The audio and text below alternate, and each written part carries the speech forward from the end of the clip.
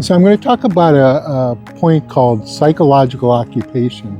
And it has a lot to do with those who've experienced bullying, narcissistic attacks, and it has to do with understanding the underpinnings of emotional abuse. And I've talked about this before, but it's such a key concept for people to understand about emotional abuse and why it can be just a tragedy in the chess world as someone, down here who passed away. I've done a lot of work with something called the Tort for the intentional infliction of emotional distress. How people it's an older law and people don't really understand it very well yet. But it is a law that can be highly applicable in this day and age to intentionally inflicting emotional harm. You see what I'm saying? Inflicting emotional harm on another person. And I raised that because the Massachusetts Supreme Judicial Court, they ratified it going back to, I believe, 1976 or thereabouts, the case Aegis versus Howard Johnson's company. And they said that, you don't need physical abuse, that emotional abuse can withstand serious invasions of mental and emotional tranquility.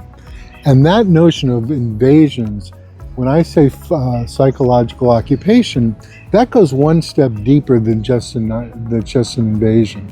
Because what very extreme emotional abusers are able to do, whether narcissists, psychopathic, borderline personality types, they're actually able to almost occupy the mind of their target. They go beyond. It's like they can somehow penetrate inside your heart and soul, and that's not understood. And in some of the work that I'm doing, I raise these issues, relevant to the tort for the intentional infliction of emotional distress. So, one of the things, as the society is going to turn in a better direction with gentle genius coaching and all my work, the equal and opposite reactions to it. That is, when society is to turn in a better direction, we have to understand the psychology of emotional abuse and how much harm it can do to people. So take a look at my website.